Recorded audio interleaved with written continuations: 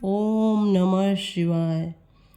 बोले शंकर भगवान की जय। आज हम आपको शिवरात्रि की व्रत कथा सुनाने जा रहे हैं, तो बोलिए शंकर भगवान की जय।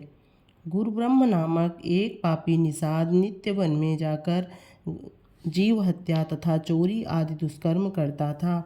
एक बार शिवरात्रि के दिन वह अपनी गर्भवती स्त्री के साथ भोजन की खोज में निकला, परंतु संयोगवश उसके हाथ कुछ न लगा।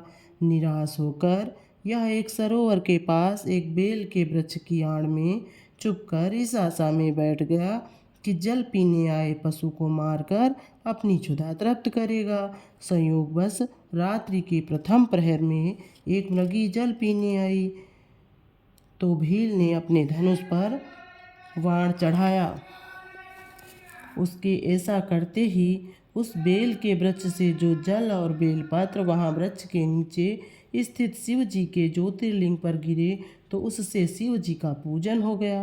मृगी ने आर्तवाणी में निषाद से कहा कि तुम मुझे थोड़ी देर के लिए जाने दो, मैं अपने बच्चों को रहने और खाने की व्यवस्था करके लौट आऊँगी। मृगी के शपथ पूर्वक विश्वास दिलाने पर निषाद ने उसे जाने दिया और उसकी प्रतीक्षा में एक प्रहर का जागरण हो गया। दूसरे प्रहर के आरंभ में उस मृगी को ढूंढती हुई उसकी बहन उस सरोवर पर आ गई। निषाद ने मृगी पर सरसंधान करने की ठानी, तो बाण के वृक्ष से टकराते ही जल और बेलपत्र वृक्ष के नीचे स्थित ज्योतिर्लिंग पर गिरे और इससे उनकी पूजा हो गई। इस मृगी को जब निषाद मारने लगा, तो इसने भी आतुर वाणी में समय की मांग की और लौट आने का विश्वास पूर्वक वचन दिया। निषाद ने उसे भी जाने की अनुमति दे दी और उसकी प्रतीक्षा में उसने द्वितीय प्रहर का भी जागरण हो गया। तीसरे प्रहर मृगी को ढूंढता हुआ हष्ट पुष्ट मृग आ पहुँचा। निषाद की उस पर बाण छोड़ने की चेष्टा में पुनः वृक्ष के हिलने से ज्योतिर्लिंग पर जल और बेलपत्र गिर पड़े और इस प्रकार से तीसरे प्रहर का पूजन हो गया। मृग ने भी कातर वाणी में निषाद से अपने बच्चों की व्यवस्था के लिए समय देने की मांग की और अपने लौट आने को की सौगंध खाकर विश्वास दिलाया। उसकी प्रतीक्षा में निषाद का तृतीय प्रहर का भी जागरण हो गया। घर पहुंचने पर तीनों ने एक दूसरे को अपनी एक जैसी कहानी सुनाई, तो मृग ने मृगियों को बच्चे के लालन पालन का दायित्व सौंप स्वयं निषाद के पास जाने की सोची। मृगियों ने वैधव्य को असहा दुख बताते हुए स्वयं भी साथ चलने का आग्रह किया। इधर बच्चे भी माता पिता के पीछे चलते हुए पहुंच गए। चतुर्थ प्रहर में ज्यों ही निषाद ने धनुष पर बाण चढ़ाया, उसकी इस चेष्टा से स्वतः ही जल और पत्र शिव जी पर चढ़ने से चतुर्थ पूजा हो गई।